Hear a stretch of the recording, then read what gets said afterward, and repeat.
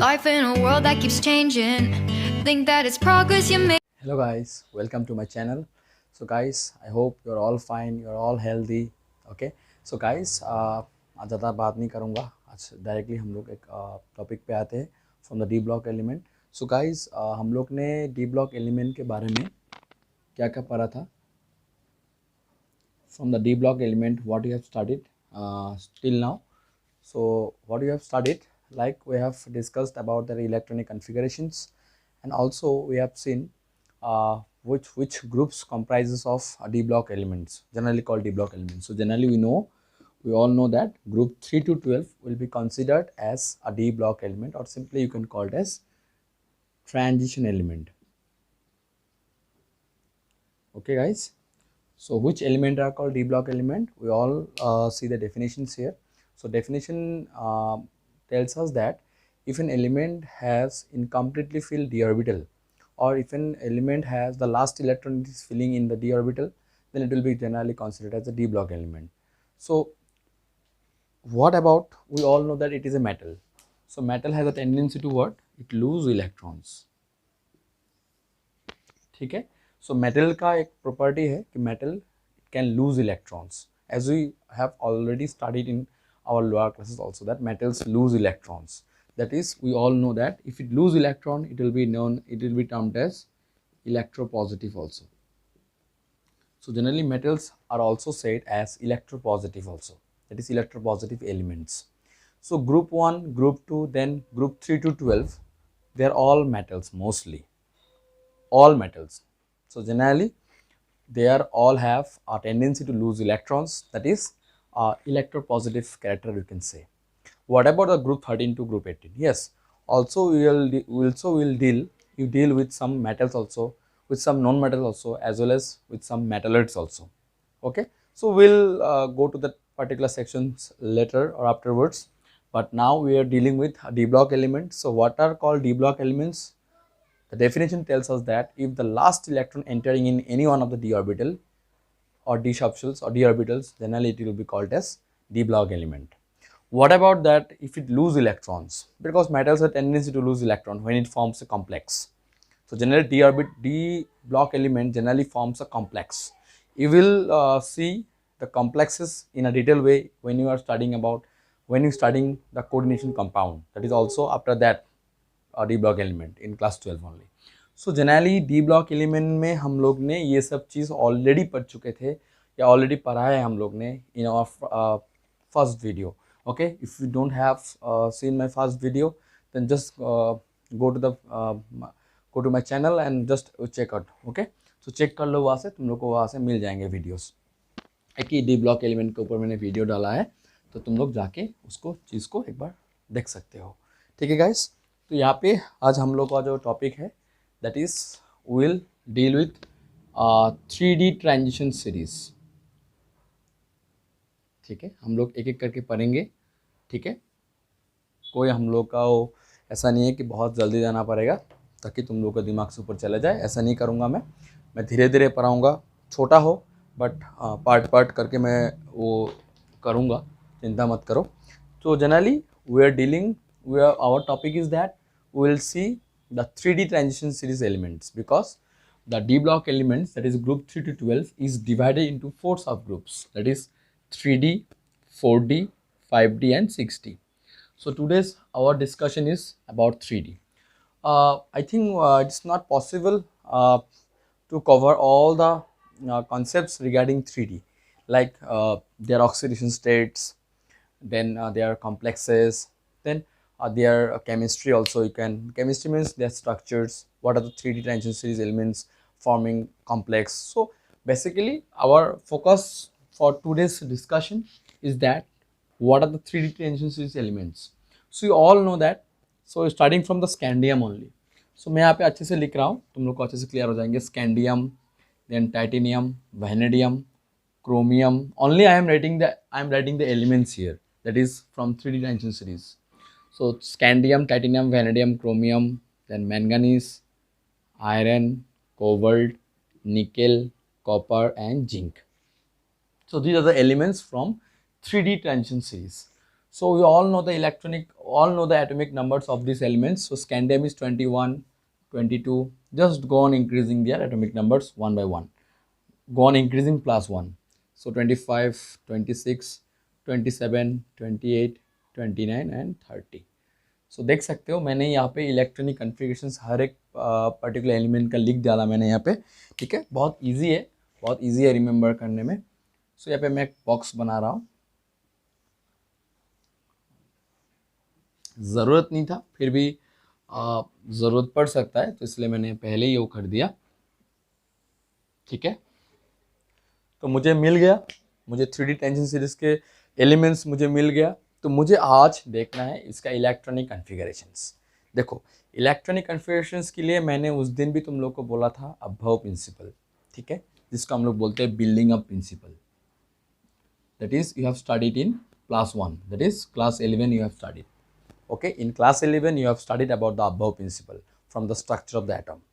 Now on the basis of देखो तुम लोग ने in the lower classes you have studied about the KLMN shell. Now you have to forget this concept.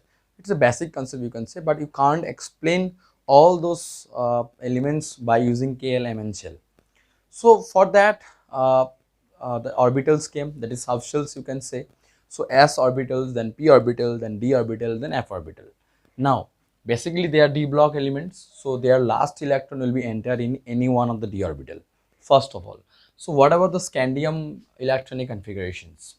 So scandium electronic configurations देखने के आगे हम लोग को एक चीज़ यहाँ पे ध्यान रखना है कि यहाँ पे जो बिफोर द स्कैंडियम दो एलिमेंट ऐसा है, that is potassium and calcium. ये दो एलिमेंट के बारे में तुम लोग बहुत अच्छी तरीके से जानते हो। कैसे जानते हो? क्योंकि एक एबनॉर्मल बिहेवियर ये लोग शो करते हैं, that is it occurs and it shows some abnormal behaviour. अभी एबनॉर्मल बिहेवियर मतलब ऐसा नहीं कि यहाँ पे generally in terms of electrons fill up और in terms of electron entering it shows some abrupt behaviour, you can say abnormal behaviour. So यहाँ पे पोटेशियम का एटॉमिक नंबर होता है 19 एंड द कैल्शियम का होता है एटॉमिक नंबर 20। इसके बाद आता है scandium. So this is coming from S block element and this is coming also from S block element. और यहाँ पे मैं इसको रफ कर रहा हूँ। और एस ब्लॉक एलिमेंट हम लोग जब भी बोलेंगे इसको, तो यहाँ पे एस ब्लॉक में जनरली 2 टाइप्स ऑफ ग्रुप। तो पोटेशियम का ग्रुप 1 में आता है और ये कैल्शियम होता है ग्रुप 2 में आते हैं ना। We have already studied. जो लोग अभी भी पीरियोडिक टेबल को अच्छे से स्टडी नहीं किया वो लोग बहुत ही गलती कर रहा है। अभी भी टाइम है, तुम लोग डेली वेज में तुम लोग एक पीरियोडिक टेबल को सीखने के लिए थोड़ा टाइम दो, ठीक है। ज़्यादा नहीं बोल रहा हूँ, 10 या 15 मिनट पीरियोडिक टेबल के लिए दो, ताकि कोई भी क्वेश्चंस कहीं से भी आए तुम लोग आंसर कर पाओ। I am not talking about your board exams. Also when you go after your board exams, that is your competitive exams, so here you have to know all those elements which is residing in a periodic table. ऐसे ही तुमको wall में चिपकाने के लिए नहीं दिया है, तुमको पढ़ने के लिए दिया है, ठीक है। So it is your duty also for your career only. किसी का वहाँ पे वो नहीं है कि मैं सीखने से मेरा लॉस होगा, नहीं, it's only for you guys. अभी बंद चल रहा है, कोई स्कूल कॉलेज नहीं है, बंद है सब कुछ, तो it's the time to study hard. It is a time. देखो पढ़ने के लिए अच्छा नहीं लगता है, मैं जानता हूँ, घर में बैठ के बोरिंग लग जाता है। कितना टीवी देखोगे, कितना गेम खेलोगे, सब कुछ करना पड़ेगा यार। कैरियर है, कैरियर देखना ही पड़ेगा। एक टाइम पे कोविड का सिचुएशंस ख़त्म हो जाएंगे, पकड़ लो नेक्स्ट ईयर ही ख़त्म हो जाए। वैक्सीन निकलने के बाद तुरंत तो नहीं होगा, but it take some 3 to 4 months। सो ठीक है, कोई बात नहीं, बट फ्यूचर तो है ना। नीट एग्ज़ाम्स तो कॉन्डक्ट हुआ ना, JEE तो हो रहा है ना। So I have also some little bit exams also, that is competitive exams. I will discuss it later on. So मेरा भी बहुत सारा एग्जाम्स है, मुझे जाना पड़ेगा थोड़ा दूर में, मुझे थोड़ा गुवाहाटी जाना पड़ेगा। मेरा होम टाउन में भी एग्ज़ाम्स है कुछ, तो स्टेट एग्ज़ाम्स भी बोल सकते हो। सो एग्ज़ाम्स तो कॉन्डक्ट कर रहा है ना, सो एग्ज़ाम तो रुका नहीं है ना। सो गाइस तुम लोग को पढ़ना है और कैसे भी हो तुमको अच्छे से रिजल्ट भी करना है। सो कोई भी रुकेगा नहीं किंतु, ठीक है, ठीक है। तो मैंने बहुत कुछ बोल दिया, तो अभी हम लोग पढ़ाई पे आते हैं। So scandium, titanium, vanadium, chromium, manganese, iron, cobalt, nickel, copper, zinc. So these are the elements from first transition series. Also it is known as 3D transition series elements. So now our topic is that potassium and calcium, why it shows some abnormal behavior. See, if you see the electronic configuration of potassium, मैं यहाँ पे directly लिख रहा हूँ argon. That is argon means whether you can write argon. No, we can't write argon here in this case, or we can write argon. Yes, we can write argon.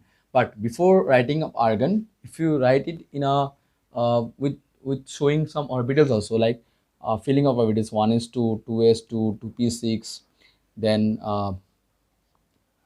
3s, 1s2, 2s2p, then 3s2, then your 3p, 6, that is 6 plus 2, 8, 8 plus 2, 10, 12, 18. It is 19. So it is coming at 4s1. ठीक है. सो यहाँ पे देख पा रहे हो कि potassium का मैंने ऐसा लिखा है. सो 3s2, 3p6 3D में एंटर नहीं कर रहा है, बट थर्ड नंबर जो शेल होते हैं n=3 जो हम लोग बोलते हैं, प्रिंसिपल क्वांटम नंबर n=3, उसमें 3s ऑर्बिटल भी होता है, उसमें 3d ऑर्बिटल भी होता है, उसमें 3p ऑर्बिटल भी होता है. सो why the last electron is not entering in the 3d orbital? It is the question mark. See later on. So it is a potassium electronic configuration. What about the calcium? So calcium का देखोगे तो ऐसा ही होगा 1s2, 2s2, 2p6, 3s2, 3p6, 4s2. यहाँ पे बोल सकते हो सर 3d क्या है, 0 है क्या? यहाँ पे 3d वैकेंट है, बट 3d ऑर्बिटल है. ठीक है, but this is not considered as a d block element.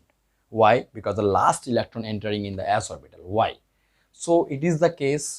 See, मैंने यहाँ पे लिख डाला. ठीक है, मैं इसको फिर भी रफ कर देता हूँ, कोई बात नहीं. मुझे फिर से लिखना पड़ेगा. ठीक है, कोई बात नहीं, मैं लिख दूंगा. ठीक है. सो यहाँ पे क्यों ऐसा हो रहा है कि यहाँ पे डी ऑर्बिटल वैकेंट हो रहा है? देखो यहाँ पे मुझे एक कंसिडरेशंस करना पड़ेगा. कंसिडरेशंस क्या है मेरा? 4s और 3d, इन दोनों में से एनर्जी किसका ज़्यादा है? क्योंकि electrons are filled in the orbitals in order of the increasing energies. तो यहाँ पे n= कितना होगा? 4 है. यहाँ पे n= कितना है? 3 है. L वैल्यू कितना है यहाँ पे? L वैल्यू कितना होगा? एस ऑर्बिटल के लिए L ऑर्बिटल, L में क्या होता है value? That is your L मतलब क्या है यहाँ पे? Azimuthal quantum number you can से, और n मतलब प्रिंसिपल क्वांटम नंबर. यहाँ पे L वैल्यू क्या होंगे? L वैल्यू होंगे डी ऑर्बिटल. सो यहाँ पे 2 होंगे. तो देख सकते हो.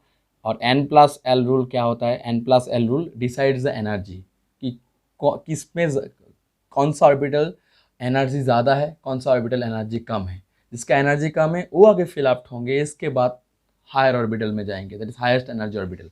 सो यहाँ पे 4 + 0 = 4, 3 + 2 = 5. तो एनर्जी किसका ज़्यादा हुआ? 4s का हुआ या 3d का हुआ? तो यहाँ पे ऑब्वियसली 4s का एनर्जी कम हुआ, इसलिए 4s आगे आ रहा है. इसके बाद मतलब यहाँ पे 3p6 3d1 होना चाहिए था, इसके बाद 4s आना चाहिए था, बट यहाँ पे electron jumps to the lower energy orbital, that is 4s, और 3d हो गया वैकेंट.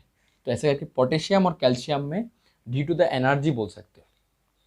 लोअर क्लासेस में सिंपली एक चीज़ लिखा था कि shows abnormal behaviour, but in terms of increase, in terms of अगर इलेक्ट्रॉनिक कन्फिगरेशन चेकआउट करोगे तो you will see that in terms of filling of electrons in order of the increasing energies. तो यहाँ पे पोटेशियम और calcium 4s1 potassium के लिए, इससे एक इलेक्ट्रॉन लूज हो जाएंगे, that is called group 1 element, because group 1 element का जितना भी एलिमेंट है, it generally lose 1 electrons, that is it forms only monovalent compounds you can say. Similarly if you coming in a group 2, then it only forms a divalent, it only can form divalent compound, and it forms 4, that is because of its 4s2 electron, that is in the outermost shell it has 4s2 electrons. So that 2 electrons only lose, that is you can say it only lose 2 electrons from the outermost shell, and it forms a dipositive, or you can say dipositive cation also, और dipositive कभी कभी ion भी बोला जाता है. So guys यहाँ पे तुम लोग को मालूम चला कि कैसे होते. नेक्स्ट हम लोग आ रहे इन स्कैंडियम. तो स्कैंडियम में क्या हो जाता है कि स्कैंडियम में 4s और 4s2 तो हो जाता है, कैल्शियम में 4s2 हो जाते हैं, तो रहा अभी डी ऑर्बिटल. तो स्कैंडियम में जब स्कैंडियम आ जाएंगे तब डी ऑर्बिटल में इलेक्ट्रॉन्स फिलअप होते रहेंगे. तो तो ऐसे करके अप टू जिंक तक डी ऑर्बिटल्स में इलेक्ट्रॉन्स फिलअप होते रहेंगे। ठीक है, हम लोग चेक करते हैं इसमें।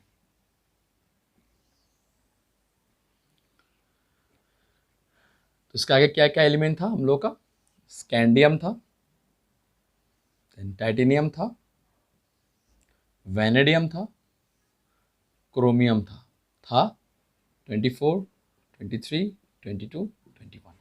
ये सब जो मैंने लिखा है लेफ्ट बोल सकते हो, लेफ्ट एक्सट्रीम बोल सकते हो, लेफ्ट हैंड कॉर्नर भी लेफ्ट एक्सट्रीम बोलते हैं जनरली, या हम लोग बोलते हैं कभी कभार इसको नीचे लिखते हैं, इसको एटॉमिक नंबर को नीचे लिखते हैं, ऊपर में क्या लिखते हैं, एटॉमिक मास।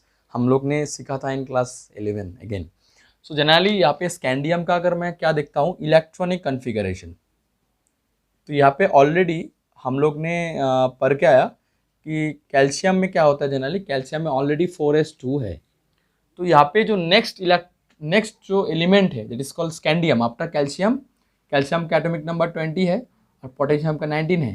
सो 21 जो एलिमेंट है दैट इज कॉल्ड स्कैंडियम, यहाँ पे देख सकते हैं हम लोग कि यहाँ पे ऑलरेडी 4s2 है।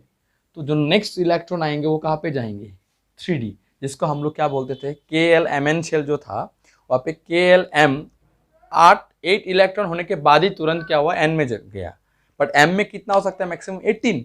तो यहाँ पे जनरली हम लोग को देखना है इन terms of electronic configuration, this is in case of orbitals. तो स्कैंडियम के लिए मैं एक ही चीज में लिख सकता हूँ, यहाँ पे एक ही चीज लिख सकता हूँ यहाँ पे, that is argon, that is 18। Then 18 मतलब कहाँ तक हम लोग ले सकते हैं, 1s2, 2s2, 2p6, 3s2, 3p6, यहाँ तक तो मैं कंसिडर कर सकता हूँ। और ये जो कॉन्सिडरेशंस है, ये जो मैंने अभी जो ग्रीन कलर से जो मैंने बॉक्स बनाया, it indicates how many electron, 6 + 2 8, 8 + 6 what, 14, 16, 18। तो आर्गन मतलब 1s2, 2s2, 2p6, 3s2, 3p6। इसके बाद क्या आ रहा है, 4s2 आ रहा है। इसके बाद क्या है, 3D है। तो 3D कितना होगा, 3D1 4s2। नेक्स्ट आते हैं टाइटेनियम पे, सिमिलरली आर्गन ही रहेंगे, यहाँ पे 3D2 4s2 ही होंगे, क्योंकि 4s तो ऑलरेडी फिलअप्ड है, क्योंकि एस ऑर्बिटल में सिर्फ एक ही घर होते हैं, जिसको हम लोग बोलते हैं कि एस ऑर्बिटल एक ही होते हैं ना, इसमें कोई शब्द नहीं होते। और मैक्सिमम टू मैक्सिमम एक ऑर्बिटल में इलेक्ट्रॉन्स कितना हो सकता है, 2 ही इलेक्ट्रॉन। ठीक है, इट इज व्हाट, ये किसको फॉलो करते हैं जनरली, ये जो ऑर्बिटल्स में 2 इलेक्ट्रॉन मैक्सिमम होते हैं, इसको पाउली एक्सक्लूजन प्रिंसिपल। इसके बाद वैनेडियम में आओ, सो आर्गन क्या होंगे यहाँ पे, 3D क्या होंगे, 3D3 4s2। What about the chromium, so chromium में क्या होंगे, 3D, देखो यहाँ पे बोल सकते हो कि सर यहाँ पे क्या होंगे। ठीक है, मैं यहाँ पे एक चीज़ लिख देता हूँ, 3D1 है, इसके बाद 3D2 है, इसके बाद 3D3 है, इसके बाद क्या है 3D, यहाँ पे क्या 4 होंगे या 5 होंगे। तो यहाँ पे मैं एक ही बार में लिख सकता हूँ सर यहाँ पे 3D5 होंगे, इसके बाद 4s1 होंगे।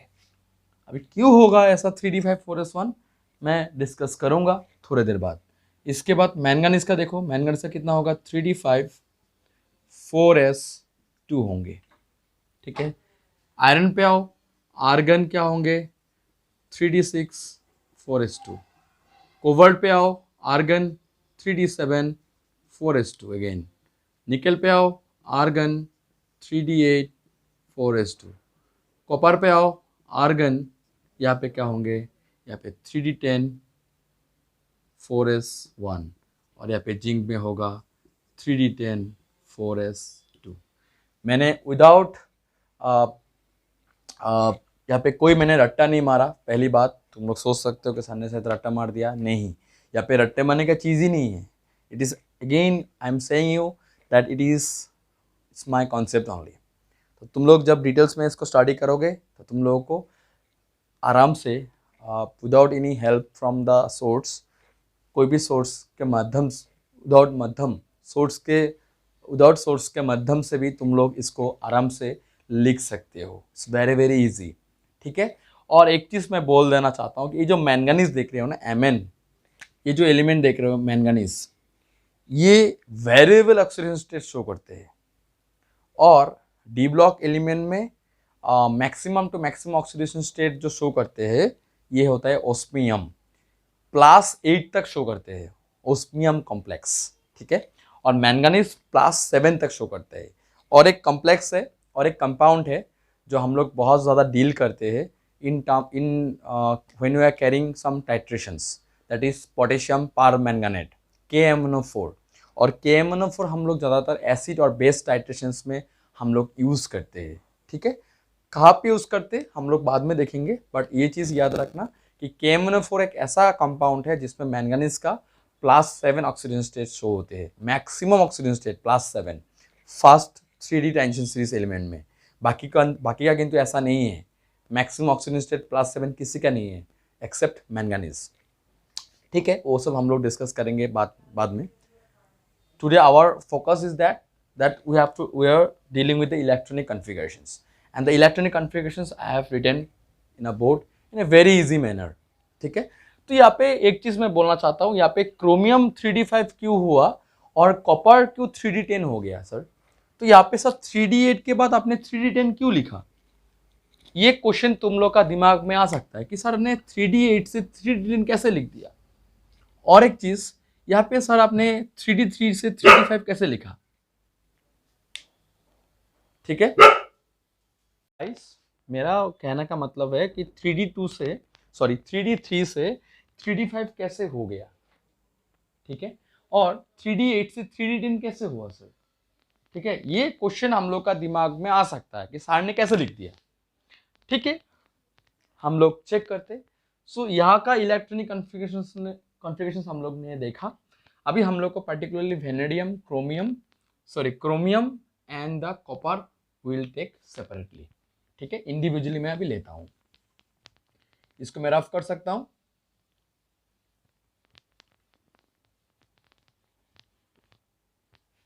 इसको रफ कर दो, ठीक है। तुम लोग अगर देखना चाहते हो तो बैक करके देख लेना, ठीक है, अवेलेबल है, ठीक है। सो वेनेडियम और क्या था हम लोग का, कॉपर। सो वेनेडियम में कितना है, स्कैंडियम, टाइटेनियम, वेनेडियम, ठीक है, 21, 20, 23। और कॉपर का कितना है, 29, ठीक है। यही तो था वेनेडियम और क्रोमियम का एटॉमिक नंबर। सो वेनेडियम का कितना था हम लोगों का, सो वेनेडियम का था हम लोगों का, सॉरी क्रोमियम होगा ना, क्रोमियम का एक्सेप्शनल केस था ना 24। कितना था, इसको मत लिखेंगे अभी हम लोग ऐसे लिखेंगे 1s2, 2s2, 2p6, 3s2, 3p6। इसके बाद क्या होगा, इसके बाद 4s2, 3d कितना हो रहा था, 3d5, 4s1 होगा। काउंट कर लो 24 होता है कि नहीं, 6 + 2 8, 10, 12, 18, 19, 20, 21, 22, 23, 24। तो मैं काउंट करके कितना मिल रहा है, 24। इसके बाद कॉपर पे आओ, 1s2, 2s2, 2p6, 3s2, 3p6। यहाँ पे कितना हो रहा था, 4s2, 4s1, 3d10। यही तो दिखा रहा था ना, 4s1, 3d10, यही तो था। या फिर अगर तुम लोग ऐसा लिखना नहीं चाहते हो तो ऐसे भी लिख सकते हो, 3d5, 4s1, और इसका 3d10, 4s1, ठीक है ना। तो यहाँ पे क्रोमियम और कॉपर का एक एक्सेप्शनल केस है, क्योंकि ये जो बिफोर द क्रोमियम का जो पहला एलिमेंट है दैट इज वेनेडियम। अब वेनेडियम का कितना था, 23 atomic number, that is we can write argon कितना था, 18, 19, 20, 21, 22, 23। इसके बाद तो यहाँ पे कितना था, 3d3, 4s2, राइट, 18, 19, 20, 23, यस।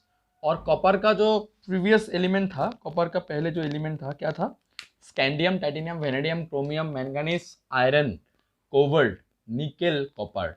सो पहला एलिमेंट क्या था इसका था निकेल, तो निकेल का 28 है। सो कितना था, आर्गन मतलब ये वाला, इसको हम लोग बोलते हैं आर्गन, क्योंकि आर्गन का एटॉमिक नंबर कितना है, 18, नोबेल गैस। तो आर्गन कितना था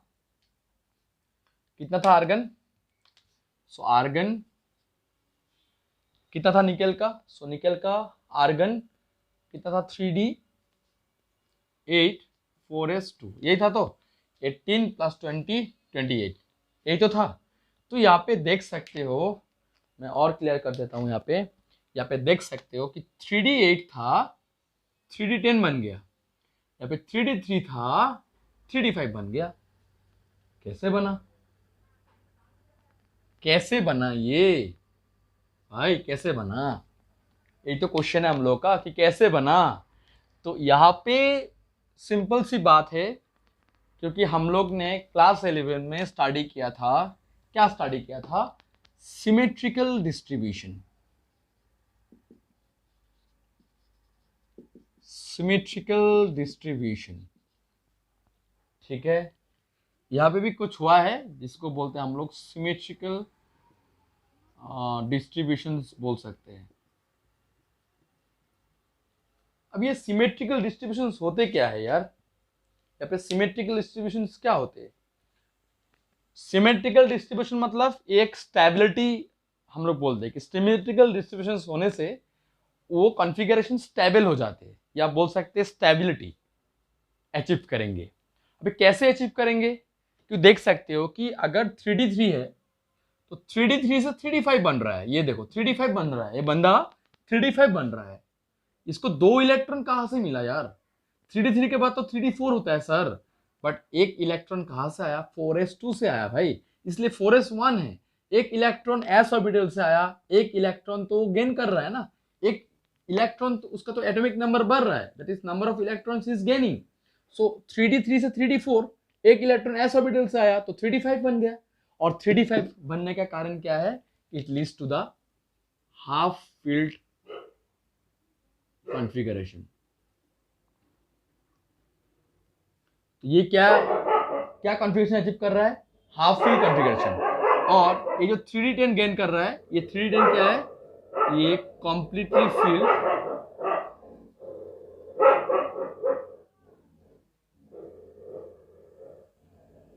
ये completely field D orbital achieve कर रहा है। तो ये चीज के कारण, सिमेट्रिकल डिस्ट्रीब्यूशंस होने के कारण ये कॉन्फ़िगरेशन बहुत ज़्यादा स्टेबल हो जाती है। और इस स्टेबिलिटी के कारण क्रोमियम और कॉपर एक एक्सेप्शनल केस है कि यहाँ पे 3D4 ना होके 3D बोल सकते हो 3D क्या है 3D9 ना होके ये एक स्टेबिलिटी इलेक्ट्रॉनिक कॉन्फ़िगरेशन अचीव कर रहा है। तो यहाँ से एक चीज तो क्लियर है गाइस, इसको इलेक्ट्रॉनिक कॉन्फ़िगरेशन को देख के तुम लोग को एक चीज का तो आइडिया मिल ही गया कि जनरली एक एक्सेप्शनल केस है, तो generally on the basis of बोल सकते हो एक्सचेंज एनर्जी ऑल्सो। तो ये एक सिमेट्रिकल डिस्ट्रीब्यूशन भी अचीव कर रहा है, साथ ही साथ यहाँ पे एक्सचेंज एनर्जी बहुत ज्यादा होंगे। सो एक्सचेंज एनर्जी मतलब अगर हाफ फील्ड या कंप्लीट फील्ड डी ऑर्बिटल होता है उसमें एक्सचेंज बहुत ज्यादा होते हैं। तो जितना एक्सचेंज करेंगे विद द अदर ऑर्बिटल्स, और सेम स्पिन के साथ ही एक्सचेंज करेंगे, not with the anti spins. तो जब सेम स्पिन के साथ दूसरा ऑर्बिटल के साथ जब एक्सचेंज करेंगे तब उसमें एक एनर्जी रिलीज होते हैं, that is called exchange energy. तो हाफ फील्ड और कंप्लीटली फील्ड डी ऑर्बिटल में क्या होता है, जनरली कॉन्फ़िगरेशन में क्या होता है, एक्सचेंज ज्यादा होते हैं, और ज्यादा होने के कारण ये ज्यादा स्टेबल कॉन्फ़िगरेशन है। तो इसके कारण क्रोमियम और कॉपर में due to the on the basis of exchange energy and due to symmetrical distributions it is a higher, you can say it is a very stable, it generally it leads to the very stable electronic configuration. That is the reason only. Okay guys, so यही था आज के हम लोग का जो हम लोग ने पढ़ा, यही था। तुम लोग एक बार देख लो इसको, इस चीज को एक बार देख लो कि कैसे बना है। मैं 2 मिनट पॉज करता हूं यहाँ पे, तुम लोग एक बार देख लो इस चीज को।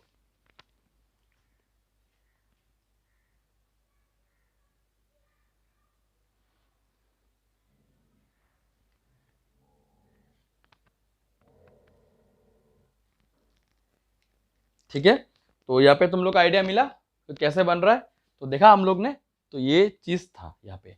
ठीक है, so on the basis of exchange energy, और you can say due to symmetrical distributions generally it forms that is chromium and copper forms a stable electronic configurations on the basis of these only. Okay, that is called exchange energy. So guys, ये clear है तुम लोगों के लिए। सो ये था आज का क्रोमियम और कॉपर का exceptional case, that is called electronic configurations. ठीक है, हम लोग और भी चीज़ डिस्कस करेंगे in the next upcoming series और next upcoming videos. So guys, if you like my content, just go on to my channel and please subscribe also. Okay, and do share, बहुत ज़्यादा फैला दो और बहुत ज़्यादा प्यार दिखाओ. ऐसे ही पढ़ाता रहूँगा और ऐसे ही तुम लोग के साथ मैं रहूँगा. Thank you so much. Deep in the shadows, I know it's hard